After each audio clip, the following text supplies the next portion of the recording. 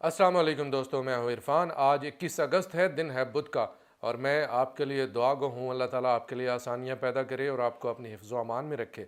दोस्तों, हिज़्बुल्लाह ने अपनी न सिर्फ स्ट्रैटेजी तब्दील की है बल्कि उसके साथ साथ अपना दायरा कार भी वसी कर दिया है। हिज़्बुल्लाह ने ऐलान किया, उसने कहा है कि अगर इसराइल हमारे अंदर आकर 80 किलोमीटर के अंदर आकर लबनान के अंदर आकर हमले करता है तो हम अब इसराइल के मज़ीद अंदर जाएंगे। मज़ीद एक खौफनाक ऐलान भी किया है।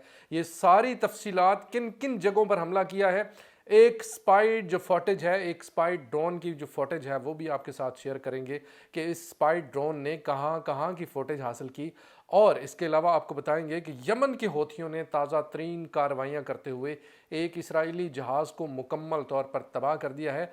और इसके अलावा आपको बताएंगे कि ये जो इसराइली फ़ौजी हैं, इनके अंदर इस कदर दहशत बढ़ती जा रही है, इनके अंदर मायूसी इतनी बढ़ती जा रही है, ये अपने सीनियर से, ये अपने कमांडिंग ऑफिसर से इस कदर नालां हैं, इस कदर उनसे खार खाते हैं, इस कदर उनसे बैर रखते हैं कि एक इसराइली फ़ौजी ने अपने सीनियर कमांडर्स पर हमला कर दिया और कई कमांडरों को हलाक कर दिया। ये तमाम तफसीलात आपके साथ शेयर करूंगा, लेकिन सबसे पहले दोस्तों, हिज़्बुल्लाह की ये स्पाई फुटेज, ये स्पाई ड्रोन की फुटेज ज़रा इस वीडियो में मुलाहिजा कीजिएगा।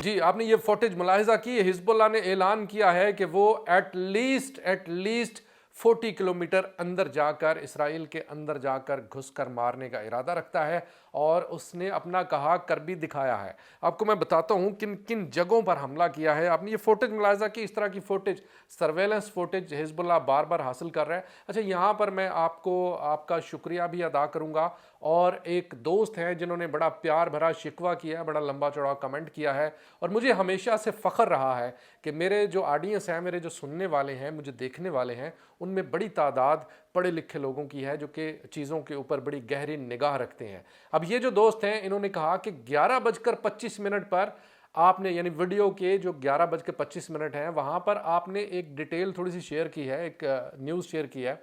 अगर ये न्यूज़ इतनी गैर अहम थी तो इसको आपने इसका हिस्सा क्यों बनाया?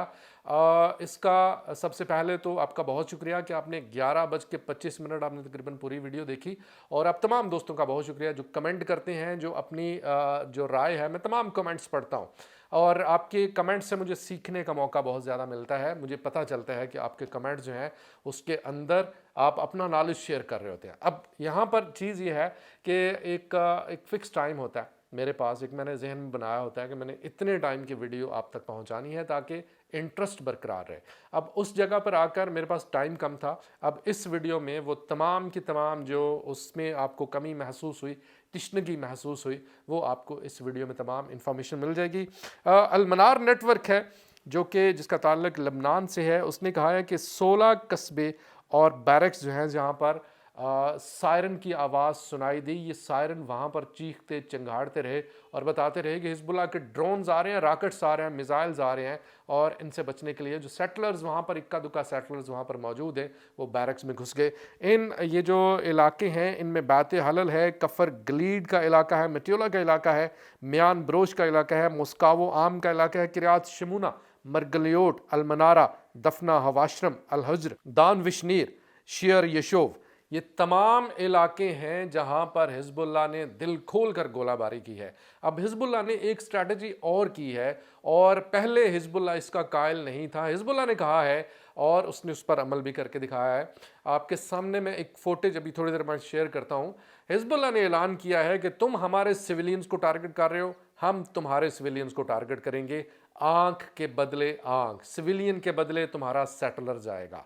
ये हिज़्बुल्लाह ने ऐलान कर दिया है। जो हर्जी हलेवी है उसने इस बात पर तशवीश का इजहार किया है, यानी अगर इसराइली फ़ौज लबनान के अंदर घुसकर सिविलियन को शहीद करे तो वो ठीक है, लेकिन अगर हिज़्बुल्लाह सिविलियन के ऊपर अटैक करे तो वो उसके मुताबिक एक गलत चीज़ है। लेकिन हिज़्बुल्लाह जो है उसने कहा है कि हम ये सारा कुछ करेंगे। अब अगर हमारे सिविलियन पर हमला होता है तो हम सेटलर्स जो हैं उनके ऊपर हमला करेंगे। इन इलाकों के अलावा नार्दर्न गोलान का इलाका, वहां पर भी हिजबुल्लाह ने ताबड़तोड़ हमले वहां पर भी किए हैं। हेब्रियो मीडिया, इसराइली मीडिया यहां पर चीख रहा है, बार बार उसने फुटेज दिखाई है बाकायदा से। उसने कहा है कि ये हिजबुल्लाह के ड्रोन्स हैं, 4 से 5 ड्रोन्स जो कि इसराइल के अंदर घुस आए हैं। कोई फाइटर जेट, कोई आयरन डोम इनको नहीं रोक सकी। इस खबर पर, हेब्रियो मीडिया की इस खबर पर इसराइल के अंदर एक खौफ की लहर दौड़ गई है, क्योंकि आयरन डोम को ये खुदा समझते हैं। ये समझते हैं आयरन डोम है तो हम बिल्कुल चैन सुख की नींद सो रहे हैं। लेकिन हिजबुल्लाह ने आयरन डोम को चकमा देकर उसको बाईपास करके अपने ड्रोन जो हैं इसराइल के अंदर, यानी डीप इन इसराइल, उसने अटैक किया है।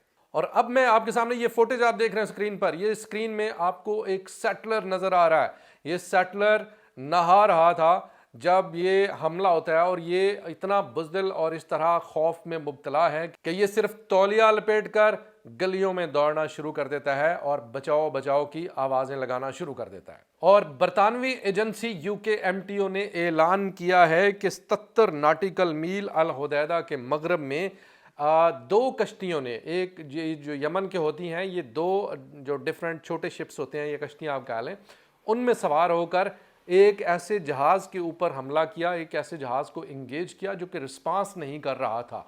बाद में पता चला कि ये इसराइल लिंक्ड जहाज़ है और ये खामोशी से चुपके से यहाँ से गुजरना चाह रहा था।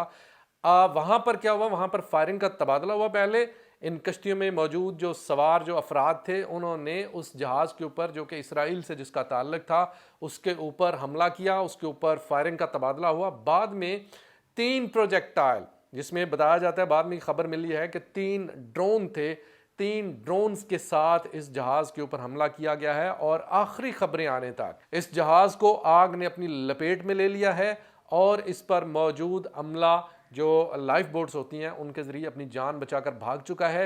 ये जहाज मुकम्मल तौर पर नाकारा हो चुका है, इसमें आग लग चुकी है और इसकी तबाही अब इसका मुकद्दर बन चुकी है। और दोस्तों, आज 21 अगस्त है। ईरान ने 22 अगस्त को एक नोटम जारी किया है। नोटम का मतलब है कि जितने भी जहाज इस इलाके से गुजरेंगे उनके लिए ये फिजा बंद है।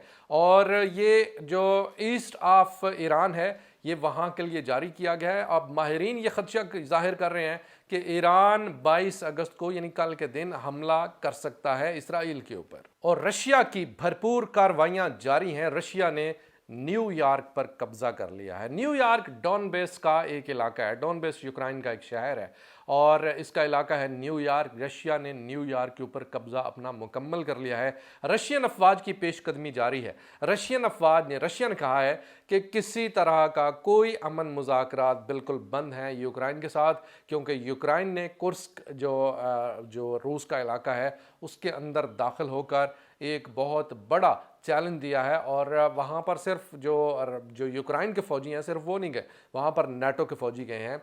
इसी दौरान बेलारूस के जो बॉर्डर है वो लगता है यूक्रेन के साथ, और बेलारूस ने भी ऐलान किया है कि अगर नाटो अफवाज ने हमारा बॉर्डर क्रॉस किया तो हम एटमी हथियार चला देंगे। और वहीं पर रशियन Su-35 फाइटर जेट्स, उनकी, अब मैं यहाँ पर वीडियो नहीं चला सकता, वीडियो मेरे पास मौजूद है। एक इलाका है यूक्रेन का ग्लोखोव, वहाँ पर नाटो कमांड सेंटर है, उसको मुकम्मल तौर पर तबाह कर दिया है। और इसमें फाइटर जेट्स ने ग्लाइड बम्स इसमें इस्तेमाल किए हैं। ग्लाइड्स बम बेतहाशा ख़तरनाक बम होते हैं, बड़े पैमाने पर तबाही मचाते हैं। इस हमले में नाटो के बेशुमार आफिसरान, जिनमें यूक्रेन के आफिसरान भी शामिल थे, वो इसमें हलाक होने की इतलाआत मिल रही हैं। और गज़ा के अंदर कार्रवाइयों की अगर बात करें तो गज़ा के अंदर भी खामोशी नहीं है। गज़ा के अंदर भी भरपूर कार्रवाइयाँ जारी हैं अल-क़साम ब्रिगेड्स की। अल-क़साम ब्रिगेड्स ने मिशो मीरा का इलाका है, उसमें एक बिल्डिंग है, वहाँ उस बिल्डिंग के अंदर इसराइली फ़ौजी वहाँ पर मौजूद थे और अल-क़साम ब्रिगेड ने ड्रोन्स का इस्तेमाल करते हुए इस बिल्डिंग को मुकम्मल तौर पर तबाह कर दिया। इस बिल्डिंग के तबाह होते ही वहाँ पर हेलीकॉप्टर्स लैंड करना शुरू हो गए और ज़ख्मियों को और हलाक होने वालों को तिल अबीब के अंदर एक हॉस्पिटल है, उसका नाम है इचिलोव हॉस्पिटल। इचिलोव हॉस्पिटल में उनको लेकर पहुंचना शुरू हो गए। अब दोस्तों, यहाँ पर अल-क़साम ब्रिगेड बिल्कुल भी खामोश नहीं बैठा हुआ, उसकी कार्रवाइयाँ भरपूर तरीके से जारी हैं। और ताज़ा तरीन जो इतलात हैं, अगर हिज़्बुल्लाह इतना ज़्यादा ख़तरनाक और खौफनाक हमले कर रहा है तो इसराइल जो है वो भी अपनी पूरी कोशिश कर रहा है। और इसराइल की कोशिश में दोस्तों सिविलियन आबादी बहुत ज़्यादा मुतासर हो रही है। जो शुमाली बेका वादी है वहाँ पर, जो बालबेक शहर के करीब है ये वादी, बेका वादी, वहाँ पर बड़े धमाके होने की इतलात मिली हैं और वहाँ पर आग लगने के मनाजिर हैं। और हिज़्बुल्लाह जो है वो कह रहा है कि अब हम बिल्कुल हाथ हल्का नहीं रखेंगे। अब अगर इसराइल हम पर हमला करता है तो हम उससे 2 गुना ताकत के साथ हम निपटेंगे और हमला करेंगे। और ताज़ा तरीन जो मैसेकर्स हैं इसराइल ने जो कत्लेआम का बाज़ार गर्म कर रखा है, उसमें ताज़ा तरीन 2 मैसेकर्स जो हैं वो बड़े जिसमें बहुत ज़्यादा तादाद में शहादतें हुई हैं। एक जो ये मैसेकर है ये मुस्तफ़ा हफीज़ स्कूल है, इसमें वहाँ पर तकरीबन 9 लोग जो हैं वहाँ पर शहीद हुए हैं। ये वेस्टर्न गज़ा सिटी के अंदर है। इसके अलावा इसमें अब जो ये इसराइल है, इसमें जो रॉकेट्स और जो मिज़ाइल इस्तेमाल कर रहे हैं वो बड़े ख़ास किस्म के रॉकेट्स हैं। इन मिज़ाइलों के इस्तेमाल के बाद वहाँ पर जो अजसाम है, वहाँ पर जो बॉडीज़ हैं वो मुकम्मल तौर पर नाकाबिल शनाख्त हो जाती हैं। उनको सिर्फ़ और सिर्फ, जैसा कि मैंने आपको बताया, सिर्फ शॉपिंग बैग्स के अंदर बंद करके अंदाजे के साथ उसमें कई अल्लाह माफ़ करे इस तरह के मनाजर टीवी पर नहीं चलाए जा सकते। लेकिन ये है कि इंतहाई खौफनाक मनाजर हैं, इंतहाई काबिल अफसोस ये मनाजर हैं। इसके अलावा दीर अल बला में भी 9 अफराद जो हैं वो शहीद हुए हैं। तो इसराइल के मसाकर जो हैं वो भी जारी हैं। अब यहाँ पर एक और आपके साथ मैं जिक्र करना चाहूँगा कि इसराइल गज़ा के अंदर से जितने लोगों को पकड़ता है, अब वो करता क्या है, वो उनको सद तमीन जो उनका एक कंसंट्रेशन कैंप है वहाँ पर लेकर जाता है। और वहाँ पर उनको जो कैदी हैं उनकी हालत उस वक्त ज़्यादा ख़राब होती है जब मुजाहिदीन कार्रवाइयाँ करते हैं, इसराइली फ़ौज को वहाँ पर नुकसान उठाना पड़ता है। तो उसके बाद ये जो कैदी हैं इनकी शामत आती है, इनके ऊपर तमाम का तमाम गुस्सा वो निकालते हैं। और दूसरे नंबर पर जहाँ पर इनको पता चलता है कि यहाँ पर कैंप्स हैं, यहाँ पर रेफ्यूजी कैंप्स हैं, तो जब इनका अपना नुकसान होता है, जो ही इनका अपना नुकसान होता है तो ये वहाँ पर रेफ्यूजी कैंप्स जो कि आसान तरीन टारगेट्स हैं वहाँ पर हमला कर देते हैं, सिविलियन को शहीद करते हैं। अब ये जो दोनों हमले हुए हैं इसमें भी जो शहीद होने वाले हैं उनमें बड़ी तादाद औरतों और बच्चों की है। दोस्तों ये थी इस वक्त तक की कुछ ताज़ा तरीन अहम तरीन अपडेट इसराइल पैलेस्टाइन रूस यूक्रेन जंग और तमाम दुनिया से अहम तरीन खबरों के ऊपर मुश्तमिल वीलॉग।